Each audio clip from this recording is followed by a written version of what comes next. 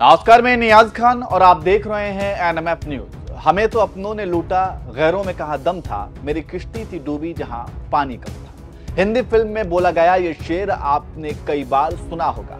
इस शेर का तात्पर्य यह है कि शायर को अपनों से ही शिकायत है, उसकी बर्बादी का जिम्मेदार उसके अपने ही है। बस ऐसा ही कुछ कांग्रेस का भी हाल है और विधानसभा चुनाव में कांग्रेस को उसके अपनों ने ही धोखा दिया है।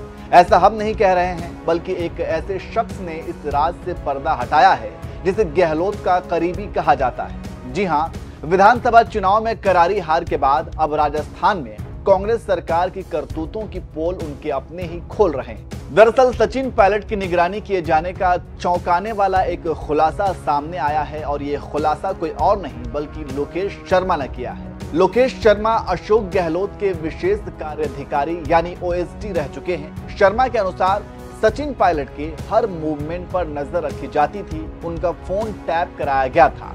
यहां तक कि शर्मा ने राजस्थान में कांग्रेस की बुरी हार का जिम्मेदार भी अशोक गहलोत को ही बता दिया है। चलिए अब थोड़ा तफसील से आपको इस खबर की जानकारी दे देते हैं। दरअसल एक न्यूज रिपोर्ट के अनुसार पायलट की निगरानी और फोन टैप किए जाने के उनके समर्थकों के आरोप को लेकर लोकेश शर्मा से सवाल किया गया था। इसके जवाब में उन्होंने बताया, ये तो निश्चित रूप से सबके सामने था कि वे कहां जा रहे थे, किससे मिल रहे थे, किससे बात कर रहे थे, इस पर नजर रखी गई थी। लोकेश शर्मा ने यह भी बताया कि उन्होंने कुछ विधायकों के टिकट काटने और सचिन पायलट द्वारा उठाए गए मुद्दों पर ध्यान देने की सलाह मुख्यमंत्री अशोक गहलोत को दी थी। उन्होंने कहा, अपने सर्वेक्षणों के आधार पर मैंने मुख्यमंत्री से कहा था कि उन्हें मौजूदा विधायकों को बदलने की जरूरत है। उन्हें सचिन पायलट द्वारा उठाए गए पेपर लीक मुद्दे पर भी ध्यान देना चाहिए, लेकिन उनकी आपसी लड़ाई ने उस चुनाव में पार्टी को भारी नुकसान पहुंचाया जिसे हम जीत सकते थे। इसके अलावा लोकेश शर्मा ने अपने एक्स हैंडल पर एक लंबा चौड़ा पोस्ट भी साझा किया। चलिए आपको वो पोस्ट भी पढ़कर सुना देते हैं। उन्होंने लिखा, लोकतंत्र में जनता ही माई बाप है और जनादेश शिरोधार्य है। विनम्रता से स्वीकार है, मैं नतीजों से आहत जरूर हूं लेकिन अचंभित नहीं हूं। कांग्रेस पार्टी राजस्थान में निस्संदेह रिवाज बदल सकती थी, लेकिन अशोक गहलोत जी कभी कोई बदलाव नहीं चाहते थे। यह कांग्रेस की नहीं बल्कि अशोक गहलोत जी की शिकस्त है। गहलोत के चेहरे पर उनको फ्री हैंड देकर उनके नेतृत्व में पार्टी ने चुनाव लड़ा और उनके मुताबिक प्रत्येक सीट पर वे स्वयं चुनाव लड़ रहे थे। ना उनका अनुभव चला, ना जादू, और हर बार की तरह कांग्रेस को उनकी योजनाओं के सहारे जीत नहीं मिली और ना ही अथाह पिंक प्रचार काम आया। तीसरी बार लगातार सीएम रहते हुए गहलोत ने पार्टी को फिर हाशिए पर लाकर खड़ा कर दिया। आज तक पार्टी से सिर्फ लिया ही लिया है, लेकिन कभी अपने रहते पार्टी की सत्ता में वापसी नहीं करवा पाए गहलोत। आला कमान के साथ फरेब, ऊपर सही फीडबैक ना पहुंचने देना, किसी को विकल्प तक ना बनने देना, अपरिपक्व और फायदे के लिए जुड़े लोगों से घिरे रहकर आत्ममुग्धता में लगातार गलत निर्णय और आपाधापी में फैसले लिए जाते रहना, तमाम फीडबैक और सर्वे को दरकिनार कर अपनी मनमर्जी और अपने पसंदीदा प्रत्याशियों को उनके स्पष्ट हार को देखते हुए भी टिकट दिलवाने की जिद, आज के ये नतीजे तय थे। मैं स्वयं मुख्यमंत्री को यह पहले बता चुका था, कई बार आगाह कर चुका था, लेकिन उन्हें कोई ऐसी सलाह या व्यक्ति अपने साथ नहीं चाहिए था जो सच बताए। मैं 6 महीने तक लगातार घूम घूम कर राजस्थान के कस्बों, गांव, ढाड़ी में गया, लोगों से मिला, हजारों युवाओं के साथ संवाद कार्यक्रम आयोजित किए हैं। लगभग 127 विधानसभा क्षेत्रों को कवर करते हुए ग्राउंड रिपोर्ट सीएम को लाकर दी। जमीनी हकीकत को बिना लाग लपेट सामने रखा ताकि समय पर सुधारात्मक कदम उठाते हुए फैसले किए जा सके जिससे पार्टी की वापसी सुनिश्चित हो। मैंने खुद ने भी चुनाव लड़ने की इच्छा जाहिर की थी, पहले बीकानेर से, फिर सीएम के कहने पर भिलवाड़ा से, जिस सीट को हम 20 साल से हार रहे थे, लेकिन ये नया प्रयोग नहीं कर पाए। और बीडी कल्ला जी के लिए मैंने 6 महीने पहले बता दिया था कि वे 20,000 से ज्यादा मत से चुनाव हारेंगे और वही हुआ। अशोक गहलोत जी के पार्ट पर इस तरह फैसले लिए गए कि विकल्प तैयार ही नहीं हो पाए।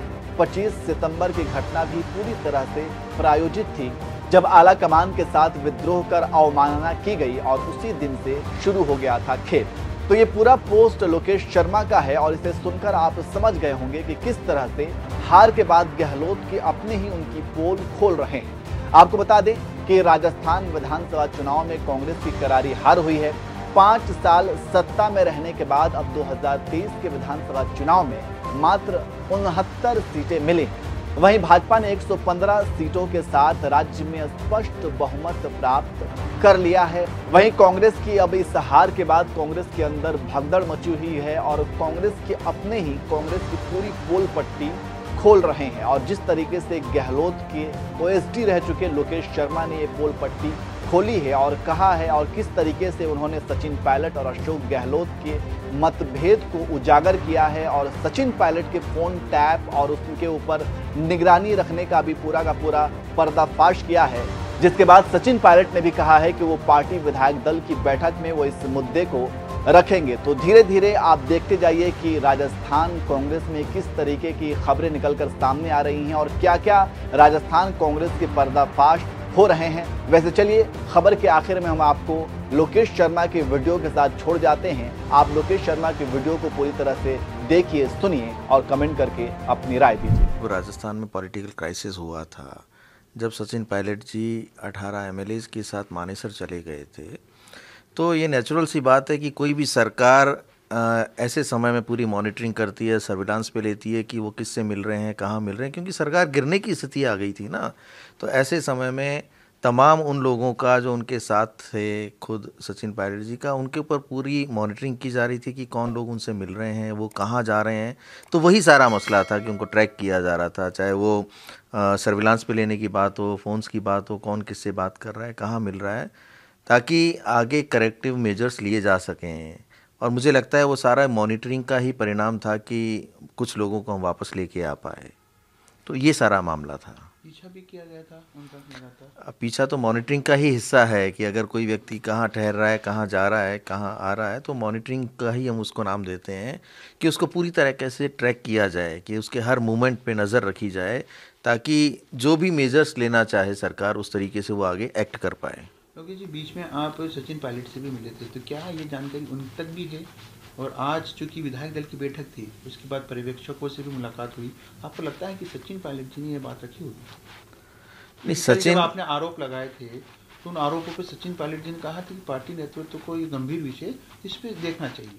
देखिए, पहले तो मैं ये स्पष्ट कर दूं, मैंने आरोप किसी पे नहीं लगाया। मैंने उन स्थितियों का, परिस्थितियों का चित्रण और वर्णन किया जिस वजह से आज हम अपनी सरकार को वापसी में नहीं करवा पाए या सरकार रिपीट नहीं करवा पाए।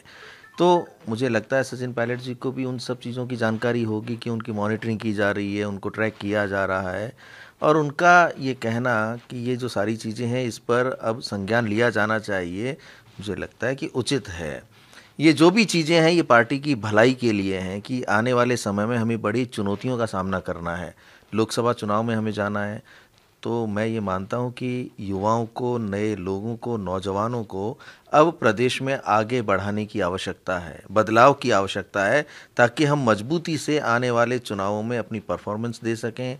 जिस विचारधारा से हमारी लड़ाई है उस विचारधारा से हम मजबूती के साथ टक्कर ले सकें, और वो तभी संभव होगा जब ये ढर्रा बदलेगा, नयापन होगा, नौजवान लोग आगे आएंगे जिनमें कुछ करने का जज्बा है, नया जोश है, तब जाके हम अपनी उस लड़ाई को कंटिन्यू रख पाएंगे जिसके लिए हम पिछले कई वर्षों से उस विचारधारा से लड़ाई लड़ रहे हैं।